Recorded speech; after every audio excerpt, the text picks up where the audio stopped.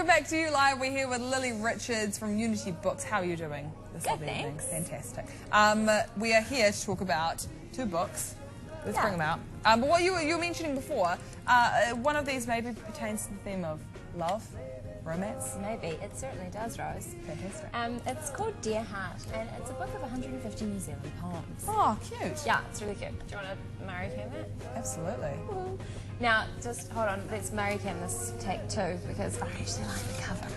Oh, no. But that's beautiful. yes, look. Just get away. It's called the dust cover, right? That part. Dust right? jacket. Dust jacket, sorry. Doesn't look like a jacket. Maybe that's tomato, I'm not sure. And also, you'll love this. It's got end papers. It's really beautifully designed. So someone was asking, I was trying to describe end papers on the radio the other day, and I just said, you know, when you get an idea of something and you think it's right, but you just say it over and over again, thinking that maybe that helps in the description of it. So it's not. So I just said it looks like wallpaper over and over and over again. Yeah, it looks like wallpaper. It really just looks like wallpaper. It's fantastic. It does. Anyway, so that's the other part about this in terms of the design is that the cover is representative of the Dear Heart. Whoa, all over the place, Lily. Oh my goodness. Dear Heart, which is the title, is taken from a Michelle Leggett poem about her dead mother. And the 9 letters in Dear Heart, each of them have been contracted out to New Zealand artists, and they've illustrated each of those letters. So on the cover you can see an example of those, but they actually look more beautiful, stylized, and kind of get their own space within the book. So in full colour illustrations, here's your A, and then my other favourite one by... This is beautiful as well. It's another A. Who's that by? Stuck on the A's. It's a good question, Rose, but it might take me slightly too long to answer. It reminds me of those. TV segment. It reminds me of this book I used to have when I was younger, and it was the alphabet. I used to get it from Laser Institute Library, and it was the alphabet, but every letter was a huge mansion, a different kind of fun kids' times mansion. So you'd always have your favourite letters and stuff. R was really lame though, which was kind of sucky. R here is good. Let's redeem R for Let's you. redeem R. Oh, pretty. That's the best. Gorgeous, eh? That's by Sam. That one's by Sam Mitchell, and she won the curatorial program going to New York. She got to go to do an internship at New York. She actually doesn't know if you've seen her work. She's done she kind of blends cartoon and design. There's this one wonderful piece of hers that I just remember with a child's face with looks like tattoos all over it, but it's kind of like cartoon tattoos. Cool.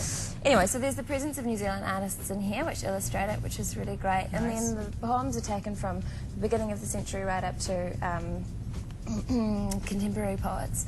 So you've got people, sort of lesser known poets like Selena Tusitali-Marsh, all the way to Janet Frame and Baxter. It's a wonderful collection. I was saying, Charlotte actually, when I was talking about it on the radio, said that her parents-in-law have a book of poetry beside their bed, and at night they read a poem to each other. That's so cute. Isn't that cute? It's really gone viral now. Poor her husband. But my mum loved poetry when she was in high school, and she's got all these exercise books of handwritten of her favourite poems. And it's the best thing to have is a daughter. It's like, oh my gosh, this is so cool. All of her favourites. Nigel says, N for Nigel? Is there any N? There's no N in Dear Heart. What are you talking about? Are you listening, Nigel? No, come on, Nigel. That's fantastic also to have a collection of New Zealand poems rather than, all those other lame-os. Yeah, and the thing about it being a love poem, collection of love poems, is it's not strictly stuck by it to romantic relationships. So it's, love's various objects, all the relationships that you have between the lover and the object. So from bikes to places to sentences to all sorts of things. Family, food. Any of your faves?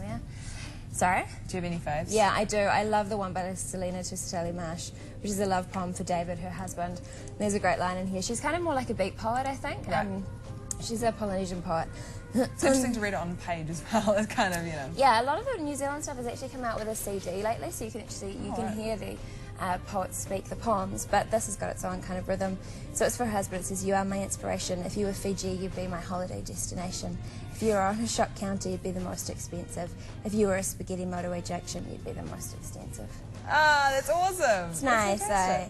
So yeah, you get really modern stuff like that and slightly more kind of drifty, soft pieces as well. It's Lovely. good. I always think it's a really good thing to give to people for wedding presents. That's very true. Yeah, because it works for a man and for a woman. Nice. You know, wedding presents are always woman-oriented. And sometimes they're hard to, like, you know, are you going to get a pot or a lovely book? Or something they ask for. Gonna get a blender. I always like sticking it to them a bit and being like, I'm not going to get what you want me to get. Yeah, exactly. Can I use my own imagination? Don't give me a list of things you want me to get. I'm going to get you a hot air balloon ride. Minerva says, my favourite love song is American Science by Duran Duran, or I Want to Be Your Lover by Prince. Oh, Prince one's good. SJ Dove says, love song, Stevie Wonder, You're the Sunshine in My Life. Nice. It's a cute one.